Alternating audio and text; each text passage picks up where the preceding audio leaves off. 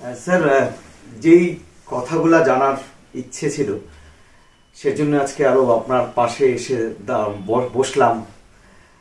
সেটা হচ্ছে যে আপনি সোনাউল্লাহ স্কুলের একজন প্রাক্তনী। কত বছর সোনাউল্লাহ স্কুলে পড়েছেন? না, সোনাউল্লাহ স্কুলে সেই অর্থে আমি পড়েছি 9 মাস। আচ্ছা, কারণ আমার স্কুলিংটা বেসিক্যালি কোচবিহারে। আচ্ছা, এবার তাহলে জিজ্ঞেস করি যে আপনার জন্ম কোথায়? আমার জন্ম সেই অর্থে কাটিহারে। কাঠিয়ার, তারপরে কোচবিহার?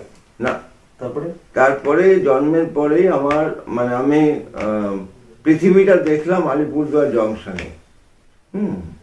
বাবা আচ্ছা। আলিপুরদুয়ার জংশনে চলে এলেন। আলিপুরদুয়ার জংশন থেকে আমার মানে একদম প্রাথমিক শিক্ষা আলিপুরদুয়ার জংশন রেলওয়ে স্কুলে।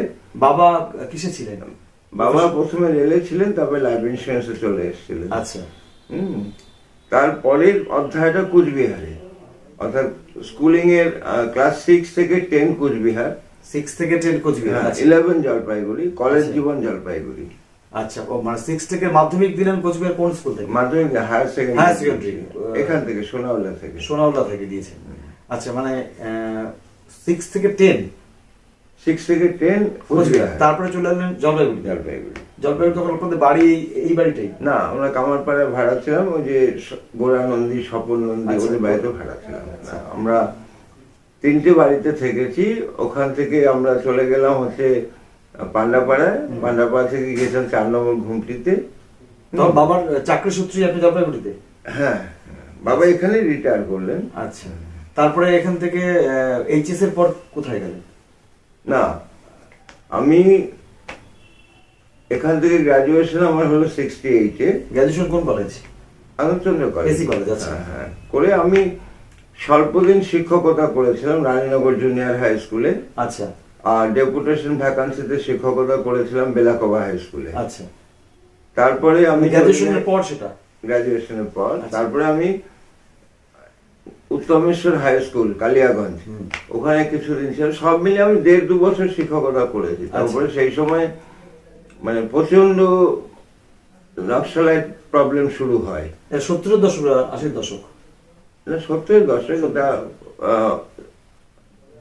70-71 সাল। আচ্ছা। 70-71 সাল।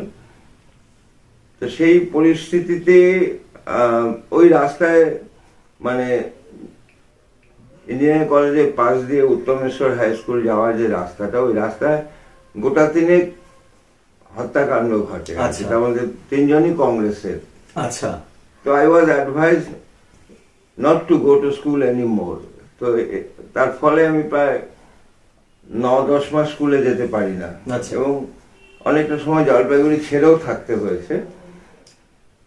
ন্যাচারালি স্কুল বলতে তাহলে আপনি ইস্তফা দিয়ে দিন, অবশ্যই আপনার জন্য তার অপেক্ষা করতে পারছি না। তো আই টেন্ডার মাই রেজিগনেশন। তারপরে 71-এ একটা পরিবর্তনের পরিস্থিতি সৃষ্টি হলো। কংগ্রেস 105টা আসন পেল, সিপিএম 113টা আসন পেল। মানে সেটা উলফ এবং টুলফ দুটো ফ্রন্ট ছিল পশ্চিমবঙ্গে। হ্যাঁ। আচ্ছা। একটা 86 দিনের সরকার হলো। অজয় মুখার্জি মুখ্যমন্ত্রী, বিজয় সিনহার উপমুখ্যমন্ত্রী। সে সরকারটা ভেঙে গেল 86 দিন পরে। তারপরে কিছুদিন ধর্মবীরার শাসন। তারপরে তো বাংলাদেশের যুদ্ধ, একটা আবেগে সবাই মানে গোটা পশ্চিমবাংলার পরিস্থিতিটাই বদলে গেল রাতারাতি। মানে সেই বিপ্লবের আগুন তখন মানে ভালোবাসার আগুনে, দেশপ্রেমের আগুনে, বাংলাদেশের আহ্বানে অংশুমানের গলার কণ্ঠস্বরে একটা অভূতপূর্ব পরিস্থিতি। অংশুমানের গলার কণ্ঠস্বর বলতে?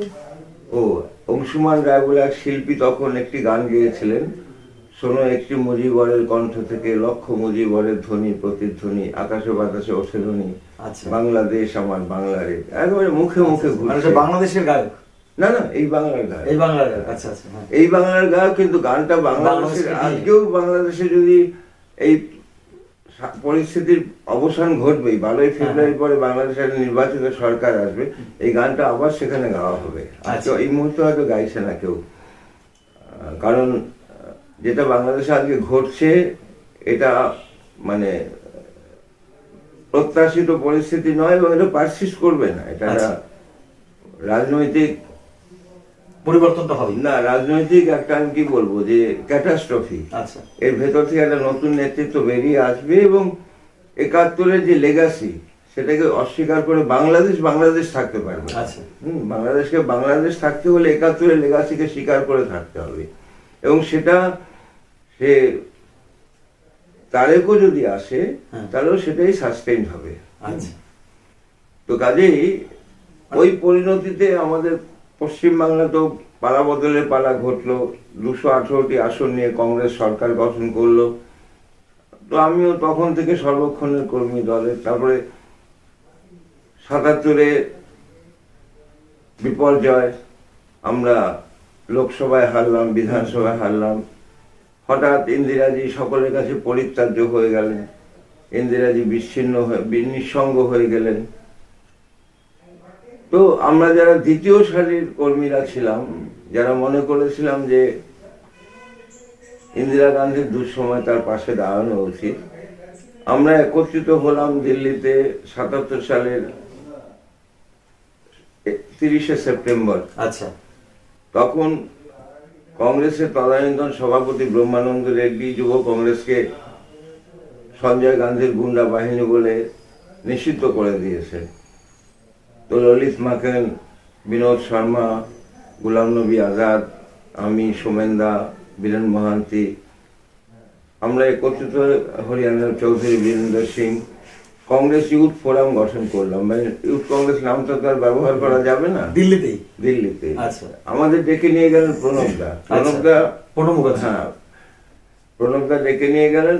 সেই একটা সময় যখন শাহ কমিশনে একের পর এক কংগ্রেস নেতৃত্বকে ইন্দিরাজির বিরুদ্ধে সাক্ষী দিচ্ছে। আচ্ছা আমরা ছিলাম প্রণবদার কাছে, আমি, সোমেনদা, বীরেন্দা, আমরা প্রণবদার কাছে ছিলাম।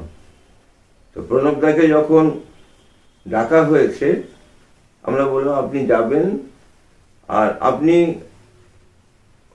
এর অথরিটিকে চ্যালেঞ্জ করবেন, তারপর যদি কিছু হয় আমরা আছি, আমরা ভেতরে থাকবো। আচ্ছা এবং প্রণবদা প্রথম একজন প্রাক্তন কংগ্রেস মন্ত্রী যিনি সাক্ষ্য দান করতে গিয়ে বললেন যে আমি কেন্দ্রের মন্ত্রী হিসাবে মন্ত্রগুপ্তির শপথ নিয়েছিলাম।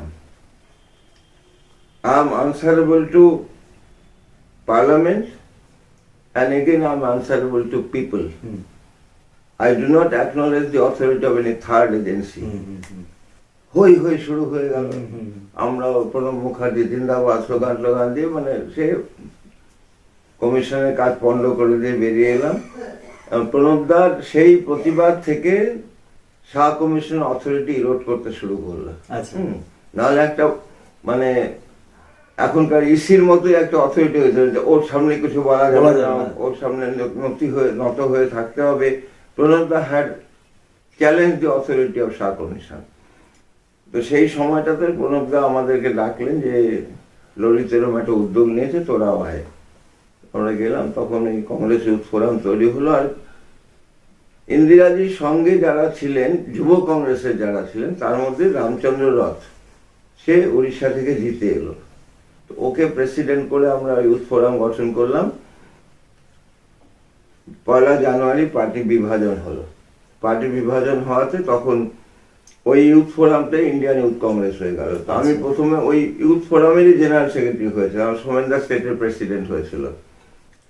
তো ন্যাচারালি আমি যেহেতু ন্যাশনাল কমিটিতে জেনারেল সেক্রেটারি হিসাবে জায়গা পেয়েছি, তো I had to start staying in Delhi. না, দিল্লিতে থাকা শুরু করলাম। এবং তারপরে তো বেশি দিন অপেক্ষা করতে না, 80 সালে আবার আমরা ফিরে এসেছি, ইন্দিরাজি ফিরে এসছেন। কাজেরও পরিধি বেড়েছে, দায়িত্ব বেড়েছে।